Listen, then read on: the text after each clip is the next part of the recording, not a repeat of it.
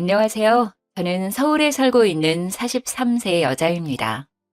저는 개인이나 기업이 주최하는 크고 작은 행사의 음식을 준비하고 현장을 꾸미고 진행하는 출장 음식 전문 업체를 운영하고 있어요. 벌써 10년이나 되었네요. 규모는 작지만 마음 맞는 직원들과 꾸준하게 꾸려가는 중입니다. 어제가 저희 부모님의 기일이었어요. 제 손으로 직접 부모님이 좋아하셨던 음식을 만들어 산소에 다녀왔죠. 부끄러운 일이지만 매일 음식하는 게 일이면서도 부모님이 살아계실 적에는 맛있는 음식을 자주 만들어드리지 못했는데요.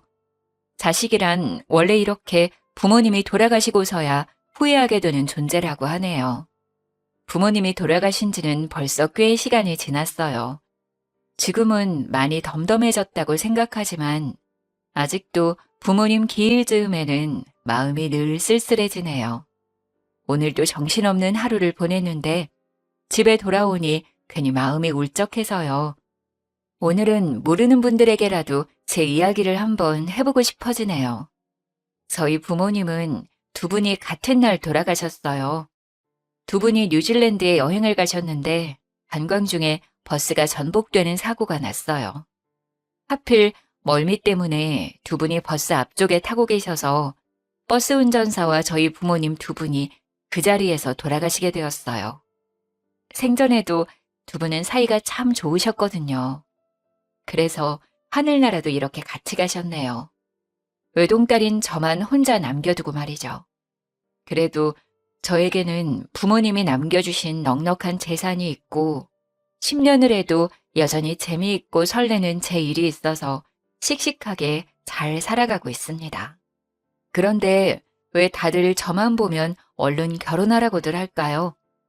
혹시 결혼하신 분들 행복하신가요? 결혼한 사람들 이야기 들어보면 행복한 것보다는 힘들고 불행한 이야기가 더 많던데 왜들 그렇게 결혼 하는지 모르겠어요. 사실 외로울 틈도 없지만 저는 아무리 외롭더라도 아무나 하고 결혼할 생각이 조금도 없어요. 저희 부모님도 그걸 원하시지 않더라고요. 그걸 어떻게 알았냐고요?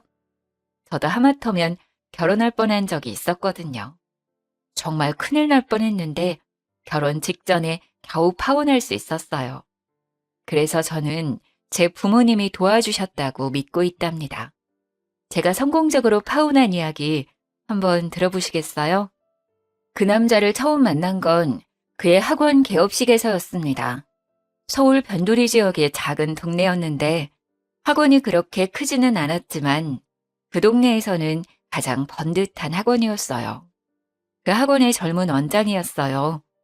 서울대 출신의 키도 크고 선하고 반듯한 인상을 가진 누가 봐도 훈남이었어요. 아는 사람에게 소개를 받았다며 저희 회사에 개업식 행사를 의뢰했는데 처음 문의할 때부터 하나하나 꼼꼼하게 묻고 확인하는 폼새가 보통이 아니더라고요. 그래서 저도 더 많이 신경 쓴 행사였죠. 저도 제일 하나는 아주 꼼꼼하고 야무지게 하거든요. 결국 개업식에 차린 저희 음식이 너무 정갈하고 맛있다는 칭찬을 많이 받고 장식도 세련되고 진행도 아주 만족스러웠다면서 여기저기 고객을 여러 명 소개해 주었어요. 사업하는 사람에게 그만큼 고마운 일은 없지요. 고마운 마음에 제가 먼저 전화를 걸어 저희 회사로 초대했어요. 제가 직접 요리를 해서 저녁을 대접하고 와인 한잔 하면서 오래 이야기를 나누게 되었죠. 진중하고 과묵한 줄로만 알았는데 술이 한두 잔 들어가니 주절주절 자기 이야기를 잘 하더라고요. 강사라서 그런가 말솜씨가 좋아서 시간 가는 줄 모르고 한참을 빠져들었어요. 그는 시골에서 자랐는데 어렸을 때부터 꽤 공부를 잘하고 용모도 반듯해서 온 동네의 유명 인사였나 보더라고요. 농어촌 특별전형이긴 했지만 무려 서울대를 합격했을 때는 정말 동네 여기저기에 현수막도 걸리고 부모님이 동네 잔치도 크게 했대요. 대학 다니는 동안에는 과외며 학원 강사 일을 하며 학비와 생활비를 벌었대요. 그러다 보니 학원에서 아이들을 가르치는 게 가장 익숙하고 잘하는 일이 되어서 졸업하고도 학원 강사로 일하다가 10년 만에 자기 학원을 차린 모양이더라고요. 나이는 37살로 저보다 3살이 어렸어요. 결혼을 했었는데 성격 차이로 오래 살지 못하고 헤어졌다고 하고요. 저도 어린 나이가 아닌지라 이 남자 저 남자 만나보았지만 그 사람은 정말 그 나이 때 남자들 같지 않게 순수한 구석이 있었어요. 학교와 아르바이트밖에 안 해본 삶이라 식견이 좀 좁은 것 같기는 했지만 정말 성실하고 착실하게 살아왔더라고요. 처음에는 정말 누나 같은 마음으로 이런저런 신경을 써주었어요. 제가 먼저 사업을 해보았으니 사업에 대해 이것저것 물어볼 때마다 제가 실질적인 도움을 주곤 했어요. 급할 때는 돈을 조금 융통해주기도 했지만 셈이 흐린 사람이 아니어서 꼬박꼬박 잘 갚더라고요. 또 반찬 같은 것도 이따금 챙겨다 주고 지나가다 눈에 들어오는 게 있으면 서로 선물해주기도 했어요. 그런 시간을 보내면서 서로가 좋아하게 되었지만 저는 결혼할 생각까지는 하지 않았어요. 오랜 시간 혼자였어서 혼자가 편하기도 하고 사업에 집중해서 더 키워보고 싶은 욕심이 더 컸어요. 주변을 보니 아무래도 결혼을 하면 제약이 많아지더라고요. 그런데 제가 결혼을 결심한 건 그가 정말 끈질기고 성실하게 프로포즈했기 때문이에요. 10번이나 찍는 도끼질에 못 이기는 척 그렇게 결혼을 약속하게 되었습니다. 서로 결혼하기로 하고 그의 부모님에게 처음으로 인사드리러 가게 되었어요. 그런데 그날은 저보다 그가 더 안절부절 못하고 긴장하더라고요. 부모님을 만나기 전부터 그가 유난히 말이 너무 많아지더군요. 자기야, 우리 부모님들 말이야. 정말 좋으신 분들이야. 그런데 시골 분들이라 말을 좀 세련되게 돌려 말할 줄 모르고 그냥 막 촌스럽게 말해. 나쁜 뜻은 없는데 처음에 들으면 좀 불편할 수도 있을 것 같아. 그래. 그런 분들 많이 만나봤어. 나 이해할 수 있어. 그리고 또 말이야. 어렸을 적부터 그분들은 나밖에 모르고 사셔서 내가 최고라고 생각하시는데 그게 사실 좀 심해. 그러니까 좀이 아니라 좀 많이. 그러니까 내 말은 아이고 알았어 알았어. 어째 나보다 자기가 더 긴장한 것 같은데? 자기야 걱정하지 마. 내가 누군데 그래. 나는 사실 별로 걱정 안 돼. 내가 어른들한테 얼마나 인기가 있는데 내가 잘하면 돼. 괜찮아. 저는 어른들에게 싹싹하게 잘하는 편이고 어른들에게 예쁨 받는 편이라 크게 걱정도 안 되었어요. 처음 뵙는 분들이지만 분명히 저를 좋아하실 거라고 그렇게 만들 수 있다고 자신했죠. 오히려 긴장해서 안절부절 못하는 그가 귀여워 보였어요. 그런데 이 자리는 정말 제 생각과 완전히 다르더라고요. 그가 긴장하는 데는 그만한 이유가 있었어요. 일단 첫 마디부터 저를 당황하게 했어요. 아니, 황당했다는 게 더 정확하겠네요. 그 짝이 우리 아들보다 나이가 훨씬 많다는데 진짜 처녀요? 네? 처녀요? 아, 엄마, 말씀드린 대로 이 사람은 결혼한 적 없어요. 초혼이에요. 저는 이혼한 경험이 있으니 제가 이 사람한테 미안하죠. 이 사람은 저 결혼했던 것도 다 이해해줬어요. 엄마, 너는 무슨 소리를 하냐 지금. 남자가 이혼한 게 뭐가 흠이라고 네가 미안하네 뭐하네 소리를 하고 그러냐 지금. 아니 요즘 같은 세상에 이혼이 뭐 대수냐? 꼬물대는 애라도 딸려있으면 또 몰라. 애도 없이 깨끗한데 뭐가 문제요?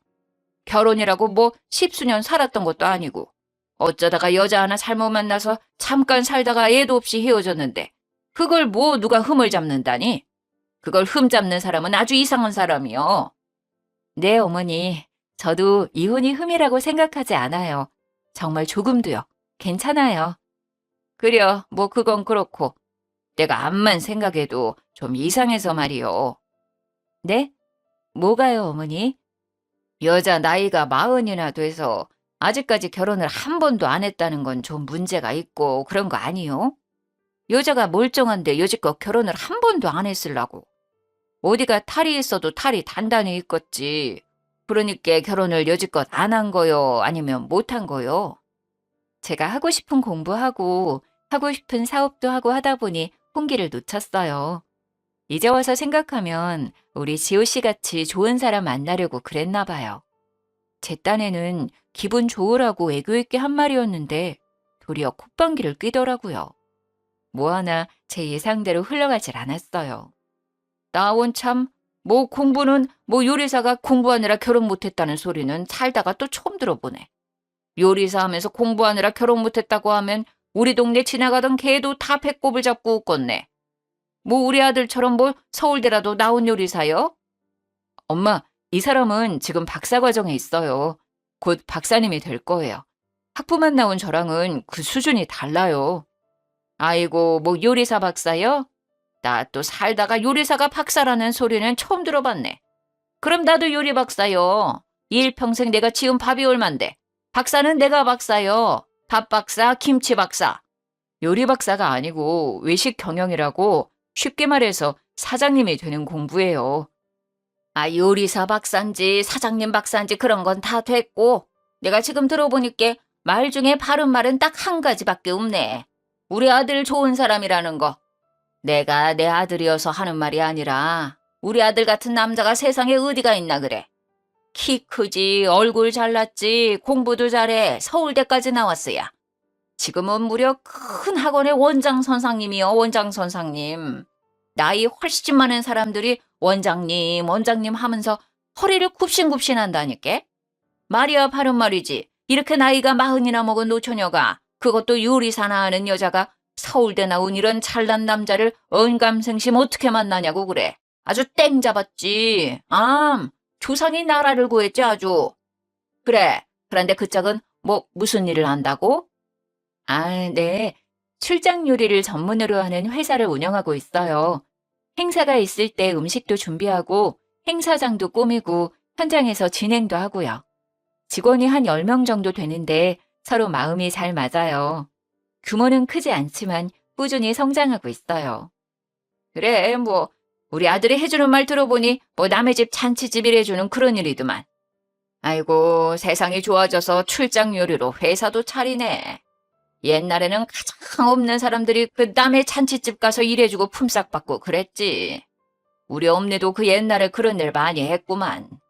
잔치집 가서 하루 종일 빈대떡 부쳐주고 돈 몇 푼 받으면서 우리 떡 얻어다 먹이고 그랬지. 그런 걸 날품 판다 했어, 날품팔이. 도통 말이 안 통하고 기가 차서 한숨만 나왔지만 그래도 일단 꼭 참았어요. 아, 네, 예전에는 그랬죠. 지금은 엄연히 전문직이고 제가 사장이에요.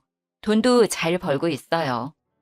그 말에 그때까지 입을 꾹 다물고 앉아만 있던 그의 아버지가 미간을 잔뜩 찌푸리며 역정을 내더라고요. 그 여자가 날품 판다면서 돈을 얼마나 번다고 유세가 유세요. 똑똑한 우리 아들 잡았으면 그냥 집에서 애 낳고 키우고 있으면 되지. 뭘 몇 푼이나 번다고 유세를 하는겨? 박사니 뭐니 여자가 그 쓸데없는 공부는 왜 한다고 설치는겨? 서울대 나왔으면 그런 쓰잘데기 없는 짓거리 할 필요가 없지. 최고학부 나온 우리 아들 앞에서 뭐 잘났다고 박사니 사장이니 하고 있는가? 와, 정말 살면서 한 번도 들어보지 못한, 아니 한 번도 상상해보지 못한 소리를 들어야 했어요. 저희 부모님은 제지 사업을 하셨고 꽤 건실한 중소기업을 운영하셨어요. 덕분에 저는 어릴 적부터 여유 있는 집안에서 부족한 것 없이 커왔어요. 하고 싶은 일은 뭐든 할 수 있었고 부모님과 여행도 많이 다녔고요. 서울 소재의 4년제 대학을 졸업하고 제가 원해서 미국으로 유학을 갔어요. 거기서 세계적으로 유명한 요리학교를 졸업했어요. 요리가 너무 좋았거든요. 한국에 다시 돌아와서는 호텔 레스토랑에서 근무하면서 대학원에 갔고 지금은 외식 경영학 박사과정을 하고 있는 중입니다. 이런 제가 못 배우고 가난하다는 소리를 살면서 들어봤겠어요? 더군다나 누가 봐도 저보다 못 배우고 가난해 보이는 분들이 저에게 계속 못 배웠네, 없이 사네 그런 말들을 쏟아내고 있는 걸 듣자니 정말 이 상황이 꿈인지 현실인지 구분이 안 될 정도로 정신이 혼미해지더라고요. 그분들이 저보다 더 가진 거라곤 서울대 나온 아들 하나인데 말이죠. 아, 그 아들이 돌싱이긴 하지만 애도 없고 저보다 나이도 어린데다가 키가 크고 잘생겼네요.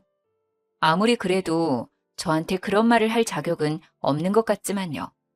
저도 어디 가서 할 말 못하고 당하는 스타일은 아닌데 남친의 부모님, 그것도 결혼을 약속한 사이라 예비 시부모님이라고 생각하니 뭔가 어렵긴 하더라고요. 또 너무 황당하고 너무 상식 밖이라 말문이 막히기도 했고요. 머리가 아프기도 하고 기가 막혀서 화가 나기도 하고 아무튼 엉망진창이었어요. 그래서 그 자리를 대충 마무리하고 일찍 일어났어요. 얼굴이 붉어진 채 식당을 나선 저를 그가 따라 나왔어요. 자기야, 괜찮아? 우리 부모님이 좀 내가 얘기한 대로지? 아니, 자기가 얘기한 것보다 더 심하시더라. 내가 만나본 사람 중에 최악이었어. 한 번도 만나보지 못한 유형이야. 나 지금 너무 혼란스러워. 이 결혼 다시 한번 생각해봐야 할 것 같아. 그러자 그는 사색이 되어서 저에게 매달렸어요. 무릎까지 꿇어가며 사정하더라고요. 아니, 자기야, 그게 무슨 소리야. 내가 미안해. 정말 미안해. 이렇게 내가 무릎 꿇고 빌게. 우리 부모님 대신 내가 용서를 빌게. 정말 나도 우리 부모님이 이럴 때마다 너무너무 괴롭고 창피하고 그래. 그런데 우리 엄마 아버지 세상에는 나밖에 없어. 우리 엄마 아버지가 사는 세상에는 내가 제일 잘나고 제일 돈도 잘 벌고 대통령이 오더라도 내가 더 잘났다고 생각하시는 분들이야. 그게 우리 부모님이 살아가는 유일한 이유고 삶의 의미고 낙이야. 우리 부모님 정말 불쌍한 분들이야. 제발 용서해줘, 자기야. 제발 한 번만 이해해줘, 어? 그래. 그러니까 그 세상에 내가 끼어들면 안 될 것 같아. 그냥 두 분 그렇게 잘난 아들과 함께 편하게 사시라 그래. 나도 내가 잘난 세상에서 내가 살던 대로 편하게 살게. 우리는 안 될 것 같아. 자기야, 내가 살고 싶어. 자기가 잘난 그 세상에서 내가 살고 싶어서 그래. 그 세상에서 살아야 내가 살 수 있어. 정말이야, 자기야. 내가 진짜 잘할게. 우리 결혼하면 우리 엄마 아버지 안 보고 살아도 돼. 나만 가끔 우리 부모님 만나고 오면 되잖아. 내가 진짜 약속할게. 맹세할게. 결혼은 나랑 하는 거잖아. 우리 부모님이랑 살려고 하는 게 아니잖아. 어? 내가 진짜 약속할게. 자기가 원하면 각서라도 쓸게. 아니, 혈세를 쓸까? 우리 엄마 아버지 절대 안 만나도 된다고? 어? 제발 자기야. 결혼 안 한다는 말은 하지 마. 어린아이처럼 엉엉 울면서 매달리는 그를 차마 내칠 수가 없었어요. 너무 기가 막히지만 그들의 아들로 사는 이 남자도 어딘가 좀 안쓰럽더라고요. 그날 이후로는 결혼식 날까지 전혀 자기 부모님을 만날 일이 없다고, 결혼하고서도 절대 만날 일이 없게 하겠다고 약속하더라고요. 지금 생각하면 그게 말이 되나 싶지만 그때는 그게 믿어졌어요. 저도 콩깍지가 씌웠었나 봐요. 그날 일은 그렇게 유야무야 없는 일처럼 넘겨버리고 저희는 하나하나 결혼 준비를 해나갔어요. 결혼식이 한 6개월 남짓 남은 시기에 그가 살던 전셋집이 계약 만료가 되었어요.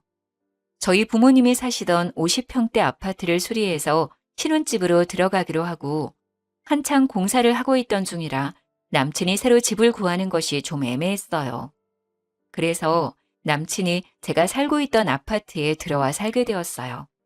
신혼집 공사가 거의 마무리되어 갈 즈음의 어느 날이었어요. 그날도 저는 큰 행사가 있어서 새벽부터 나가 일을 하고 녹초가 되어 집에 돌아왔어요. 현관에 못 보던 이상한 신발이 놓여있다 싶더니 시어머니, 그러니까 그의 어머니가 저희 집 소파에 떡하니 앉아있는 거 아니겠어요? 처음에는 누군지 바로 알아보지도 못했고 이게 무슨 일인가 싶어 잠시 멍하니 서 있었어요. 아이고, 여자가 이렇게 늦게 들어오면 어쩌냐. 요리사 밥 좀 얻어먹을까 싶어 한참을 밥도 안 먹고 기다리고 있었더니만 원. 요리사랑 결혼하면 우리 아들 밥은 차려 먹일 줄 알았더니 우리 아들은 맨날 이렇게 드신 밥도 못 얻어먹겠구나. 아니, 갑자기 여기에 어쩐 일이세요? 어리둥절한 눈으로 쳐다보자 남친은 안절부절하면서 제 눈을 피하더라고요. 내가 암만 혼자 앉아서 이렇게 저렇게 생각해봐도 이게 그냥 넘어갈 수가 없어서 이렇게 여기까지 왔다. 친즉에 와야 할 일인데 아들이 도통 집을 가르쳐주질 않아서 오늘은 내가 아주 작정하고 따라온 참이다. 그러니까 무슨 일로 오셨는데요? 그 신혼집이 네 부모님이 살던 집이라면서? 아들 말로는 그 집이 크고 좋다긴 하더만은 그게 중요한 게 아니고 거기가 사람이 죽어나간 집인데 신혼부부가 그냥 들어가서 산다는 게 내가 암만 생각해봐도 영 찝찝하고 깨름직해서 견딜 수가 없어. 그 사람이 죽어나갔다는 것은 그 집이 영 재수가 없다는 것인데 신혼부부가 그 재수 없는 곳에 들어가면 부정 타서 쓰겄냐는 말이요. 사람이 죽어 재수가 뭐라고요? 너무 기가 차서 말이 제대로 나오질 않았어요. 그의 어머니는 만날 때마다 말로 제 정신을 혼미하게 만들더라고요. 제가 정신을 차릴 틈도 없이 어머니는 계속 떠들어댔어요. 내가 살아가면서 큰일이 있을 때마다 찾아가서 물어보는 선상님이 있는데 그 선상님이 산에 가서 기도도 많이 하고 사주랑 뭐 이런 공부도 많이 한 사람이라 영이 아주 맑아. 우리 아들이 이렇게 훌륭하게 잘 큰 것도 다 그 양반이 손 피해주고 서울대 가는 부적도 써주고 그런 거거든. 저번에 학원 개업하는 날도 다 정해줬고 그렇게 우리 집 무탈하게 돌봐주는 선상님이요. 그래서 이번에도 내가 찾아가서 물어봤지. 그랬더니 아이고 잘 왔습니다 하면서 그런 집은 들어가기 전에 제사를 지내야 한다 하더라. 신혼가구가 들어가기 전에 제사를 지내는 게 좋다고 하니 내가 벼르고 벼르다가 오늘은 아주 그냥 작정하고 올라온 거요. 제사요? 그게 무슨... 그러고 보니 저희 주방에 온갖 식재료가 너저분하게 널려 있고 재료를 씻느라 그랬는지 싱크대 주변도 엉망이고 식기며 주방 기구들도 이것저것 뒤져서 꺼내놓았더라고요. 남친 엄마는 부스럭대면서 가방에서 신문지에 둘러싸인 뭔가를 끄집어내고 있었어요. 이봐라, 내가 제기도 다 짊어지고 왔다. 네 집에 제기가 있을까 싶어서 이것도 집에서부터 들고 왔다니까. 이거 들고 오느라 팔이 아주 빠질 것 같은데도 내가 아들 생각해서 들고 왔어야. 음식이야 네가 요리 잘하니까 후딱 해라. 뭐 많이 할 필요 없다. 밥이랑 국이랑 나물 몇 가지 하고 전 좀 부치고 생선 한 마리만 구워서 나랑 들고 거기로 가자. 시간이 좀 늦었지만은 원래 제사는 늦은 시간에 지내야 귀신들이 좋아한다. 쉴 새 없이 떠들어대는 그 말도 안 되는 소리에 머리가 아프기 시작했어요. 손가락 하나 까딱하기도 싫은 상태라 말상대하기도 귀찮았고요. 그래서 방으로 들어가려는데 방문 위에 이상하게 붙어 있었어요. 노란 종이에 빨간색으로 글씨가 휘갈겨 있는 그 말로만 듣던 부적이더라고요. 아니 세상에, 이건 또 뭐예요? 이게 왜 여기 붙어 있는 거죠? 아, 그거 말이다. 내가 네 사주를 딱 넣고 그 선상님한테 물어봤지 않겠니? 그랬더니 네가 기가 솔찬히 세더라. 네가 기가 너무 세서 네 부모님도 잡아먹은 형상이란다. 그래서 너랑 결혼을 하면 우리 아들이 기를 못 편단다. 그래서 네 기를 좀 죽일 필요가 있겠더라. 이거 아주 비싼 부적인데 내가 니들 좋으라고 수십 개를 써왔다는 거 아니냐. 이런 거 챙겨주는 사람이 없다. 엄마니까 챙겨주지.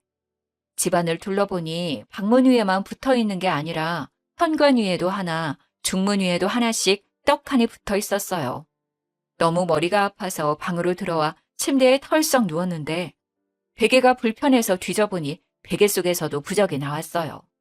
어이가 없어 다른 데는 없나 뒤지고 있는데 방 밖에서 어머니가 뻔뻔하게 부르더라고요. 야야, 얼른 옷 갈아입고 나오너라. 음식 준비해야지. 우리 아들 피곤하다. 후딱 준비해서 너랑 나랑 갔다 오자. 방 안을 뒤지다가 뭔가 이상한 느낌이 들어 옷장 서랍을 열어보니 내이랑 양말 사이에도 부적이 들어있더라고요. 더 소름 끼치는 건 손가락만한 부적이 내이 뒤쪽에 바느질되어 있는 것이었어요. 저를 따라 주춤주춤 방으로 따라 들어온 그는 역시나 안절부절하면서 저를 쫓아다녔어요. 자기야, 미안해 정말. 놀랬지. 그동안 내가 열심히 막아봤는데 오늘 엄마가 이렇게 집까지 따라오실 줄은 몰랐어. 엄마가 시골 사람이라 미신을 엄청 중요하게 생각하거든. 나는 살면서 워낙 이런저런 일들을 많이 겪어서 그냥 그런가 보다 하고 넘기는데 자기는 이런 거 처음이지. 그래서 좀 놀랐지? 그래, 처음 보는 사람은 좀 놀랄 거야. 저는 어이가 없어 옷들을 들어보이면서 말했어요. 이게 그냥 놀랄 일은 아닌 것 같은데 이게 제정신으로 할 일이야? 그렇지. 놀라기도 하고 기분도 엄청 나쁘고 막 그럴 거야. 응. 내가 손대지 말라고 하는데도 엄마가 워낙 막무가내라서 이게 옳다고 믿으시니까 이 부분에서는 말이 잘 안 통해. 그치만 사실 이거 다 우리 잘 되기를 바라는 마음에서 그러시는 거야. 이게 좀 이상해 보이고 말이 안 되는 건 맞지만 엄마 마음을 봐주면 그냥 이해가 되기도 해. 그냥 자식 잘 되길 바라는 마음이야. 자기야, 진짜 그냥 한 번만 이해해주면 안 될까? 그냥 엄마 하자는 대로 한 번만 해주면 엄마 마음이 편해지고 그럼 모든 게 다 수월해져. 한 번만 우리 엄마 말 들어주면 내가 모든 걸 다 할게. 내가 죽을 때까지 자기한테 잘할게. 자기가 죽으라면 죽는 신용도 할게. 응? 응? 나도 없는 내 집에 자기들 마음대로 들어와서 이것저것 만지고 난리를 쳐놓은 것도 열받지만 내가 우리 부모님을 잡아먹었네. 사람이 죽어나간 집이라 재수가 없네 했던 말들이 자꾸 떠오르면서 피가 거꾸로 솟는 기분이 들더라고요.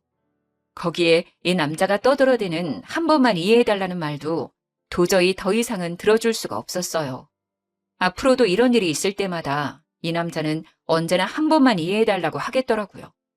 결국 엄마를 이기지 못하는 착한 아들이니까요. 베개도 다 뒤집고 옷장도 다 뒤집고 온 방안을 이잡듯 뒤져서 부적을 샅샅이 다 찾아냈어요. 많기는 또 얼마나 많은지 기도 안 차더라고요. 또 집안 곳곳에 붙어있는 부적도 다 떼어내서 어머니 앞에 가져가 박박 찢었어요. 어머니는 자리에서 벌떡 일어나 떨어진 조각을 손으로 주워 담으면서 거의 울부짖었어요. 야, 이 못돼 먹은 년 같은 이라고. 이게 얼마짜린데. 내가 이걸 얼마를 주고 써왔는데 귀한 줄도 모르고 이 난리야. 아이고, 죽 써서 개 줬네, 개 줬어. 이렇게 여자 같으세니 지 부모도 잡아먹고 결국 지 남편도 잡아먹지. 이 부적뿐 아니라 당신들도 다 찢어버리고 싶은 마음이니까 지금 당장 내 집에서 나가요. 당신도 나가. 내 앞에 다시는 나타나지 마. 다시는 보고 싶지 않으니까. 야, 누구 마음대로 우릴 내쫓냐. 나 못 나간다. 내 부적값 다 내놔라, 이년아. 이게 얼마짜린데 이걸 다 찢어버렸냐. 아이고, 아까워라. 부정 탔네. 다 부정 탔어. 저는 핸드폰을 들어 경찰에 신고했어요. 경찰이 와서야 두 모자를 내 집에서 내보낼 수 있었어요.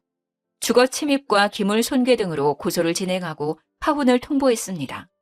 침구 세트도 싹 바꾸고 속옷도 싹 다 갖다 버렸지만 벽에 남은 풀자국을 볼 때마다 분노가 치솟았어요. 부모를 잡아먹었다느니 사람이 죽어나간 재수 없는 집이니 하는 말은 화가 나는 걸 넘어서 저에게 상처가 되었어요. 이 정도로는 도저히 분이 풀리지 않더라고요. 복수를 해야겠다 생각했어요. 눈에는 눈, 이에는 이.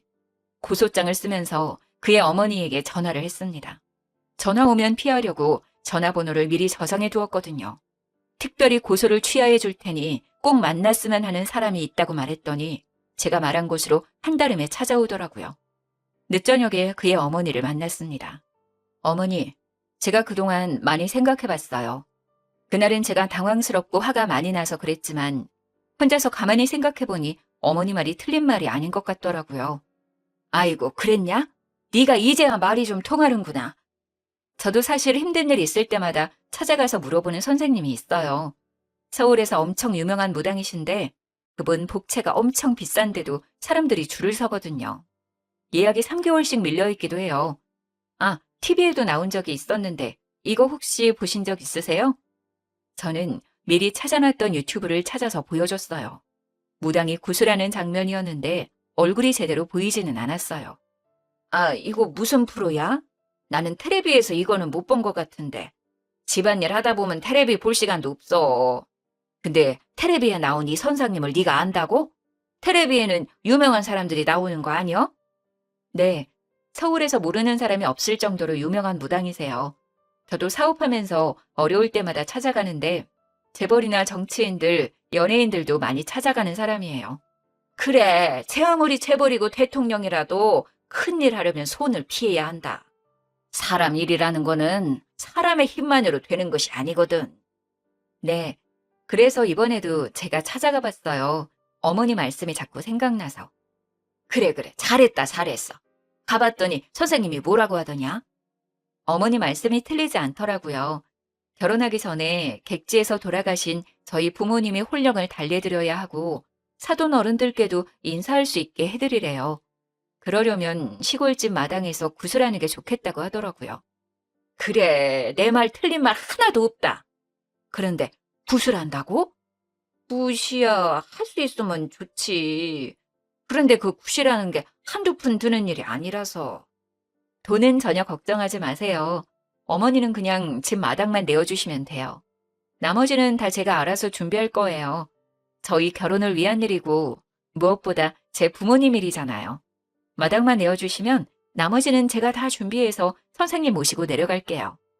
아유, 그래. 마당 내주는 일이 무엇이 어렵겠니? 오늘 가서 마당에 지저분한 것들 좀 치워야 쓰겄다. 아참, 그런데 어머니, 한 가지 꼭 지켜야 할 것이 있다고 해요. 저는 짐짓 소리를 낮추며 말했어요. 비밀이라도 말하는 것처럼요. 뭔데 그려? 지호 씨는 이 굿판에 있으면 절대 안 된대요. 지호 씨는 영혼이 너무 순수한 사람이라 굿판에 있으면 부정을 타서 앞으로 내내 재수 없을 거라고 하더라고요. 아이고, 그래. 그거 말이 된다. 우리 아들이 진짜 순백이다, 순백. 세상에 그렇게 순수한 사람이 없다. 그게 속이 피단결이라 잡귀들이 쉽게 볼 수 있지. 그건 말이 된다. 그런 일이 있으면 안 되지. 우리 아들이 어떤 아들인데 부정 타면 안 되지, 그럼. 네네. 그러니까 이건 저희끼리만 진행하는 거예요. 절대로 지호 씨에게 말하시면 안 돼요. 아버님한테도 잘 말씀해 주세요. 이건 지호 씨에게는 비밀이라고요. 그럼 내가 절대 말 안 할 것이요. 내가 여기다 자꾸를 꽉 채워버릴 것이요. 그리고 아들 아버지는 굿할 때 내보낼 거다. 남자들은 그런 일 할 때 옆에 있으면 방해가 되지 쓸모가 없어. 어차피 하루 종일 밭에 가서 일하는 양반이니 그 양반은 신경 쓸 것 없다. 그렇게 돌아와서 저는 제가 다니고 있던 학교의 연극영화과에 연락을 했죠. 배우를 몇 명 섭외하고 극작가의 도움을 받아서 시나리오도 짰어요. 의상과 소품도 준비하고 연습까지 하면서 아주 철저하게 준비했어요. 드디어 굿판을 벌리는 날이 되었어요. 굿판이 벌어진다고 하자 동네 사람들이 하나둘씩 모여들어 구경하더라고요. 풍악을 울리고 무당이 칼을 들고 춤을 추고 굿판이 절정에 이르렀을 때 무당의 눈빛이 변하면서 아기 흉내를 내기 시작했어요. 예전에 그와 이야기를 나누다가 그가 태어나기 전 막달이 다 되어 사산된 형이 있었다는 이야기를 들은 적이 있거든요. 그 이후로 한참 만에 그가 들어선 거라며 부모님이 더 애지중지 귀하게 키웠다고 했어요. 거기서 소재를 얻어 시나리오를 짠 거예요. 엄마, 나왔어. 나 기억하지? 엄마, 나 보고 싶었어? 나는 엄마가 너무 보고 싶었어. 엄마, 나 잊어버린 건 아니지? 엄마가 날 잊어버리면 안 되지. 내가 엄마 때문에 여기 있는데. 두 손을 연신 비벼가면서 기도를 하던 어머니는 갑자기 얼굴이 새하얗게 질려버렸어요. 엄마 조상들이 너무 나쁜 사람들이야. 너무 나쁜 짓을 많이 했어. 며느리 굶기고 때리고 구박하고 아기가 있는데도 일을 많이 시켜서 뱃속에서 죽은 아기들도 너무 많아. 엄마 젖을 못 먹어서 여기 온 아기도 봤어. 엄마, 그 사람들은 너무 죄를 많이 지어서 아직도 저승에서 벌 받고 있다. 나는 아기라서 거기 있지는 않아. 거긴 너무 무서워. 나는 거기 가기 싫어, 엄마. 그래도 나는 엄마 뱃속에 있는 동안 엄마 죄를 받아서 나도 좋은 곳에는 못 갔어. 엄마 죄가 많아서 나는 세상에 나오지도 못하고 여기로 왔어. 참, 엄마, 내 동생 어디 있어? 내 동생 몸에 들어가서 나도 세상에서 살아보고 싶어. 내 동생 어디 갔어? 안 돼야. 너 네 동생한테 그러지 말어. 걔는 여기 없어. 그러지 말어. 내가 빌게. 이렇게 빌게. 어머니는 사색이 되어서 두 손을 모아 싹싹 빌었어요. 엄마, 왜 나를 위해서는 기도도 안 했어? 나는 엄마 죄 받아서 세상에도 못 나왔는데 내 동생은 엄마 사랑 듬뿍 받고 잘 살았지. 나는 여기에 이렇게 와 있는데. 내가 이거 하나 알려줄까? 내 동생 결혼시키지 마. 엄마 죄가 많아서 동생이 결혼을 하면 애기도 안 생기고 여자는 엄마 때문에 또 도망갈 거야. 애를 낳으면 그 애가 또 엄마 죄를 받게 되니까 애 낳으면 안 돼. 절대 안 돼. 시어머니는 얼굴이 벌개져서 연신 잘못했다고 빌었어요. 아이고, 잘못했어요. 잘못했습니다. 용서해 주세요, 천지신령님. 잘못했습니다. 제가 다 잘못했습니다. 아이고, 용서해 주세요, 천지신령님. 제가 잘못했습니다. 우리 아들 죄 주지 마세요. 동네 사람들은 그 모습을 보면서 수군대더라고요. 아이고야, 서울에서 유명한 노당이라더니 진짜 용한가벼. 그전에 며느리도 아들이랑 그렇게 둘 사이는 좋았는데 여기만 오면 그렇게 울고 싸우고 하다가 이혼했잖아. 애도 앵간히 안 들어선다고 그러더라고. 아이고, 그려. 그거 맞는 말이요. 그 양반한테 아들이 너무 귀하고 잘난 아들이잖아. 며느리한테는 좀 박했지. 그이도 참하고 이뻤는데. 에이구, 조상이 죄가 많아 그랬구만. 아유, 저 조상도 며느리를 구박했다잖아. 집안 내력이구만. 하기서 그 시절에 며느리 구박 안 한 집이 어디 있겠냐마는 그 시절에 시집살이 고됐지. 시자 들어가서 나도 시금치 안 먹어. 저 무당 말하는 거 들어봐봐. 며느리 구박하면 저승 가서 벌 받는 데잖아. 아이고, 우리 시엄니도 저승 가서 고생 좀 하고 있겠네. 어이구, 호랭이 같은 양반. 그렇게 생전에 마음을 굳게 쓰야 저승 가서도 편한겨. 내가 이 나이가 돼도 우리 시엄니한테 시집살이 한 거 생각하면 아직도 분하고 속이 상해. 그래서 나는 며느리한테 엄청 잘해줄 건데 아직 며느리가 없어서 한이네. 우리 아들놈은 언제나 상가를 갈 건가 몰라. 나는 며느리 생기면 업고 살아야겠어. 그러면 저승 가서 좋은 데 갈 거 아니여. 그렇게 굿판이 끝나고 동네 사람들은 혀를 끌끌 차면서 뿔뿔이 흩어졌어요. 그의 어머니는 땅바닥에 주저앉아 엉엉 울고 있었습니다. 굿판이 다 정리되고 무당들 먼저 보내고 나서 저는 멍하니 앉아있는 그의 어머니에게 다가가서 말했습니다. 어머니, 이 결혼을 제가 다시 생각해보려 했는데요. 이런 이야기를 들으니 너무 찝찝하고 깨름칙해서 그렇게 할 수가 없겠네요. 며느리가 죽어나가고 아기가 죽어나간 집이라 재수가 없어서요. 제가 이 집에 들어오면 부정 탈 것 같다고 저희 부모님이 걱정하시네요. 이 결혼은 없던 일로 하겠습니다. 저는 그 길로 뒤도 돌아보지 않고 제 차를 타고 올라왔어요.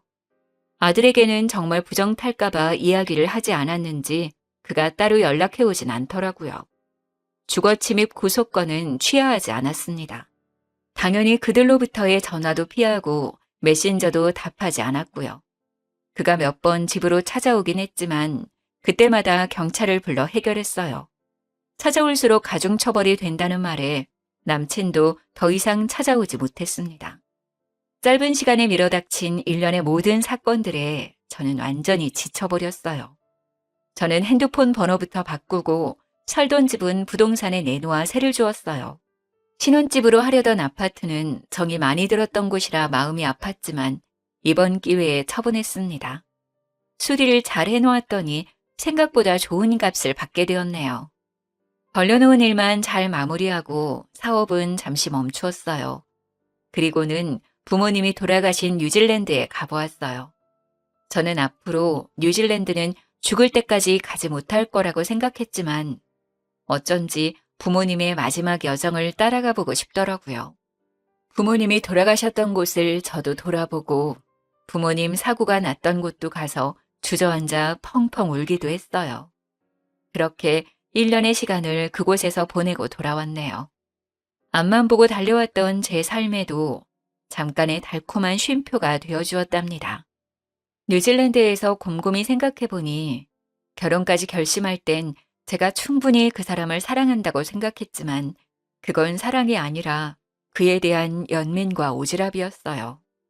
마치 누나처럼 보호자처럼 어리광 부리는 그 사람을 제가 돌보고 있었다는 것을 깨달았어요. 그의 부모님이 아니더라도 이 결혼은 잘못된 선택이었어요. 결혼은 동등한 지위의 성인이 서로에 대한 책임감을 갖고 시작해야 하는 일이니까요.